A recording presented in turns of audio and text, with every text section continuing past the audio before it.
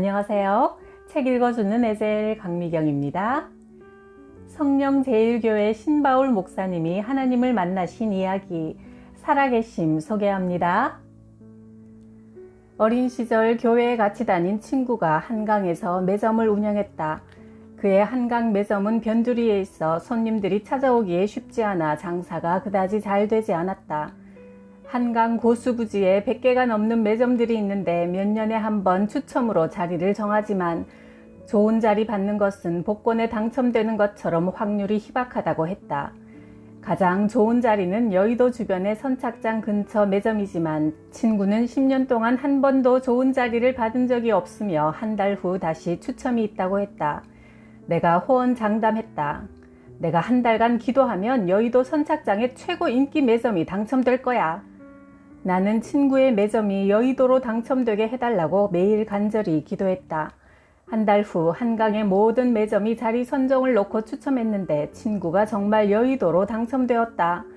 게다가 그해 월드컵이 열렸고 한국 대표팀이 16강에 올라가자 수십만 명이 친구의 매점 앞에서 응원했다. 친구는 매점에서 하루 종일 빠져나오지 못할 정도로 엄청난 인파 속에서 장사했고 매점에 있던 모든 물건이 하루에 수십 번씩 싹쓸이 판매되었다.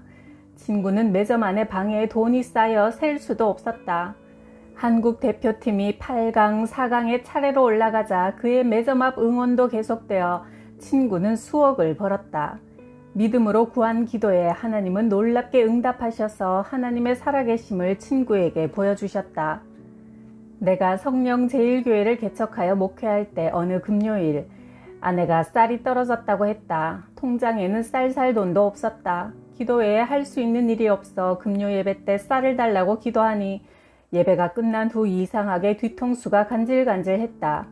뒤를 돌아보니 교회 문 앞에 20kg짜리 쌀이 놓여 있었다. 나중에 알고 보니 근처에 있는 큰 교회에서 몇 달에 한 번씩 승합차에 쌀을 싣고 다니며 동네의 작은 교회들에게 나눠주는 사역을 했던 것이다. 기도하면 응답이 오고 기적이 일어나고 하나님을 체험하고 간증거리가 생긴다. 나는 뒤늦게 신학을 했는데 늘 가난하여 돈 많은 장로님의 딸을 아내로 달라고 새벽 예배 때마다 부르짖었다. 주님이 응답하셨는지 언제부턴가 어떤 자매가 같은 시간에 늘 내 옆에서 기도했다. 그 자매가 마음에 들어 고백하려고 할 즈음 부흥회 강사로 오신 목사님이 내게 예언 기도를 하셨다. 앞으로 하나님께서 조용기 목사님보다 더 큰 일꾼으로 쓰실 것이요. 말도 안 되는 소리 같았지만 기분은 좋았다. 그의 예언대로 된다면 물질도 풍족하게 될 거라는 생각에 기분이 더 좋았다. 그래서 그날 서강대교를 걸어 집으로 오는 길에 하늘을 우러러보며 큰 소리로 기도했다. 하나님 아버지, 제가 그렇게 잘 된다면 돈 많은 집안의 딸이 아니라 세상에서 가장 불쌍한 여자를 보내주세요. 그 여자가 저를 만나 행복하게 살 수 있잖아요. 다음 날부터 새벽 기도회 때 항상 내 옆에서 기도하던 그 자매가 보이지 않았다. 그리고 며칠 후 병원에 환자 신방을 갔는데 한 번도 본 적 없던 자매가 병실에 있었다. 그 자매가 나를 바라보는 눈길이 뜨거워 연애를 시작하고 결혼하고 보니 한강 다리에서 기도한 대로 정말 찢어지게 가난한 여자, 불쌍한 여자였다.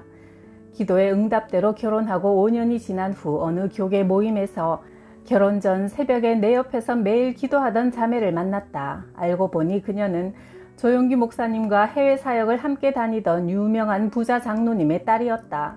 소름이 돋았다. 하나님이 처음 내 기도대로 그 자매를 예비하셨는데 내 기도가 바뀌자 여자를 급하게 바꾸신 건 아닌가 하는 생각이 들었다. 물론 지금 나는 아내와 잘 살고 있다. 나는 목회하기 전 10년간 광고회사를 운영했다. 직원으로 입사한 청년을 전도하여 교회에 데리고 가서 등록시켰더니 새신자 담당 여자 구역장에게 첫눈에 반했다. 그가 내게 도와달라고 하여 조언했다. 그녀에게 새벽 기도회에 다니고 싶은데 새신자라 잘 모르니 함께 동행해 달라고 부탁해봐. 그러자 그녀는 예상대로 기특한 새신자를 자기 차에 태워 새벽 기도회에 다녔고 매번 그녀의 어머니 권사님도 함께 다녔다. 그렇게 몇 달을 같이 다니며 청년은 모녀에게 후한 점수를 받았고 그녀에게 프로포즈했으며 아름다운 믿음의 가정을 이루었다. 내가 낮에는 광고회사를 운영하고 밤에는 야간 신학교를 다닐 때 어느 날 여대생이 아르바이트를 하러 왔다. 내가 전도하자 그녀가 말했다. 저는 교회 다니면 안 되는 사람이에요. 할머니가 국보급 무형문화재 대무당인데 저도 언젠가 신내림굿을 해야 돼요. 내가 물었다. 귀신이 실제로 당신 안에 존재해요? 그럼요. 귀신이 나를 지배해요. 나는 직원들이 지켜보는 가운데 호기를 부렸다. 학생 안에 있는 귀신을 나한테 보내봐요. 나는 하나님을 믿고 성령 충만하니 귀신이 내게 들어와도 못 견디고 금방 나갈 거요. 그녀가 말렸다. 견디기 힘들 테니 안 하는 게 좋아요. 괜찮으니 한번 해보라니까요. 그녀는 저는 책임 못 집니다 하고서 내 손을 잡고 귀신에게 기도했다. 아무런 느낌이나 변화가 없었다. 그래서 내가 매일 기도에 힘쓰니 귀신이 들어오지 못하는 것으로 생각했다. 일을 마치고 저녁에 수업하러 신학교에 갔다. 그런데 이상한 기운이 몸에 느껴졌다. 몸을 움직이기 어렵고 힘이 쭉 빠지더니 만사가 귀찮았다. 아무것도 하고 싶지 않고 그냥 콱 죽고 싶었다. 그런 야릇하고 괴로운 느낌은 태어나서 처음이었다. 그래서 내 머리에 스스로 안수하며 명령했다. 예수 그리스도의 이름으로 명하노니 내 안에 들어온 귀신의 영은 떠나갈지어다. 계속 기도해도 나아지지 않았다. 나는 후회했다. 내가 교만하여 귀신이 내 안에 들어오도록 허락해서 귀신이 지금 나를 가지고 노는구나. 세상 말로 기분이 더러웠다. 며칠 동안 그 현상이 계속되자 내 힘으로 해결할 수 없다는 생각이 들어 신학교 동기들에게 사실대로 말하고 도움을 구했다. 두 사람이 나를 도와주겠다고 하며 여의도 순복음교회 바울 성전에 가서 예배드렸다. 바울 성전은 밤 10시부터 새벽 4시까지 날마다 철야 예배를 드리는 곳이다. 우리는 그곳에서 말씀을 듣고 밤새 기도했다. 하나님 앞에 회개하면서 잘못을 고백했다. 교만하여 귀신을 받아들인 어리석음을 용서해달라고 하나님께 구했다. 그렇게 간절한 기도를 마치고 아침에 한숨 푹 자고 일어나니 몸과 마음이 가뿐하게 회복된 것을 느꼈다. 귀신은 우리보다 강한 존재이므로 호기심으로 귀신을 불러들이는 일이나 귀신이 틈타기 좋은 짓은 하지 말기를 바란다. 신학교에 다닐 때 학장님이 바뀌면서 전교생에게 통보했다. 학교 주차장이 고급 승용차로 꽉 차 있는데도 학생들의 등록금이 거의 다 조금씩 밀려 있습니다. 신학기부터는 등록금을 완납하지 못하면 제적시키겠습니다. 나는 등록금 100만 원을 마련하지 못한 채 최후 납부일이 하루 남았을 때 거의 포기 상태였다. 여기까지인가 보다. 목사는 내 길이 아닌가 보다. 자동차를 몰고 귀가하다가 신호를 기다리고 있는데 갑자기 뒤에서 어떤 차가 내 차를 들이받았다. 내려보니 뒤 범퍼가 살짝 찌그러져 있었다. 큰 사고가 아니라 그냥 보험 처리하시죠 했더니 그는 보험 처리하지 말고 그냥 100만 원 드리면 안 될까요? 물었다. 네? 100만 원요? 속으로 할렐루야 만세를 외쳤다. 다음날 학교에 등록금을 내려고 갔더니 어떤 사람이 무명으로 내 학비 100만 원을 내면서 절대 비밀로 하라고 했단다. 이럴 수가. 나는 또 할렐루야를 외쳤다. 나는 내가 얻은 100만 원을 등록금을 내지 못한 다른 학우를 위해 써달라고 주었다. 나는 신학교 3학년 때 자취방 보증금 300만 원을 뽑아서 인천 부평 지역에 지하상가를 계약하고 교회를 개척했다. 교회 벼룩시장에서 무료로 나누어주는 물품들로 하나하나 준비했지만 가장 필요한 것은 반죽이었다. 당시 유명했던 미가엘 반죽이를 사려고 하니 가격이 만만치 않았다. 기도했다. 설립 예배 때 반죽이가 없으니 예비하신 것을 꼭 주십시오.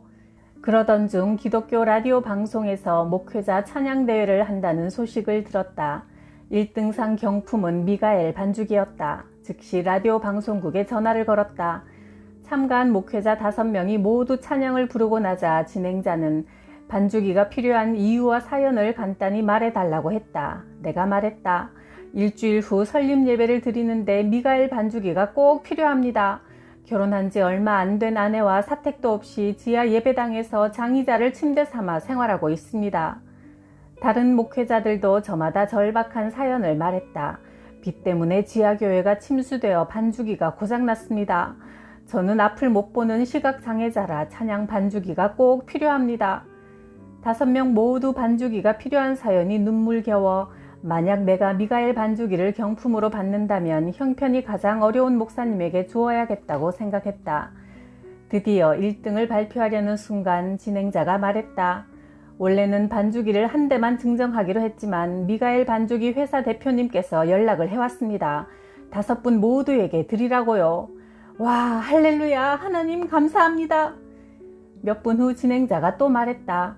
미국 LA에 계신 어느 권사님이 방송을 듣고 감동해서 반주기를 더 많은 교회에 증정해달라고 2천만 원을 후원하셨습니다. 신학교 3학년 때 교회를 개척한 후 생활비가 부족해 대리운전을 한 적이 있다. 한두 잔 마시고 단속 때문에 대리기사를 부르는 여자 손님들이 많았다. 어느 날 40대 여성의 자동차를 운전하게 되었다. 그녀가 물었다. 밤에 운전하는데 피곤하지 않아요? 제가 늦게 공부하는 중이라 학비를 벌려고 나왔습니다. 열심히 사는 모습이 보기 좋아요. 그런데 진짜 직업이 뭐예요? 사실 목사입니다. 네? 목사님이세요? 아이고, 죄송해서 어쩌나. 저도 집사인데 이번에 회사 승진해서 떨어져서 너무 마음이 상해서 직원들과 한 잔 마셨어요. 목사님, 제가 하지 말아야 할 짓을 하니까 하나님께서 목사님을 만나게 하셨나 봅니다. 집사님, 저도 사업하다가 어려운 일을 당하여 힘들 때 세상 방법으로 해결해 보려고 노력해도 다 부질없었고 오히려 기도하고 하나님께 매달리면 그때마다 하나님께서 은혜를 주셨습니다. 장거리 운전이라 나는 그녀에게 계속 내가 하나님을 만나고 기도하여 응답받은 간증을 들려주었다. 그녀가 말했다. 하나님이 목사님을 저에게 보내셔서 말씀으로 위로하시고 또 술 마신 것을 회개하게 하시니 정말 감사해요. 오늘부터 저도 매일 성경을 읽고 가정예배도 시작해 보겠어요. 그녀의 집에 도착하자 그녀는 나에게 10만 원을 주었다. 대리운전 비용은 3만 원인데 왜 이렇게 많이 주세요? 하나님께 감사원금 드리는 거예요. 나는 그녀의 직장과 가정을 위해 축복 기도를 해드렸다. 그날 나는 대리운전이 아니라 신방사역을 하러 나온 기분이었다. 그 후 나는 대리운전을 하면서 열심히 복음을 전했다. 어떤 남자는 강력계 형사였는데 예수님을 영접한 후 경찰 신우회 강사로 나를 초청하기도 했다. 복음을 전할 때 기쁨이 있고 감동이 있고 은혜가 있다. 광명시에 있는 어느 무당집에 전도하러 들어갔다. 문 앞에서 계세요? 하고 부르자 한복 입은 무당 아줌마가 앉아서 나를 노려보았다. 무슨 일로 왔소? 저는 신학생인데 맛있는 부침개 몇 장 만들어 왔으니 한번 맛보세요. 무당이 말했다. 총각은 무당집에 전도하러 온 배짱을 보니 보통 신기가 있는 게 아니구먼. 나도 지기 싫어서 대꾸했다. 나를 알아보는 것을 보니 아주머니도 장난 아니시네요. 일단 부침개가 식으니까 우리 감사기도 하고 먹어요. 그러자 무당이 물었다. 꼭 기도를 해야 하는가? 그럼요. 하나님이 주신 것은 무엇이든지 기도하고 먹어야 합니다. 제가 대표로 기도할게요. 하나님 아버지, 제가 여기 온 것은 모두 하나님의 뜻인 줄 믿습니다. 무당 아주머니를 축복해 주시고 뜨겁게 만나 주시고 자녀들 잘 되게 해 주시고 하나님의 딸이 되게 하옵소서. 기도가 끝나자 무당은 내 기도에 감동한 것 같았다. 총각은 기도도 정말 잘하네. 사명이 있어 보여. 내가 거침없이 물었다. 당신은 무당 일이 가짜인 줄 알면서 왜 하십니까?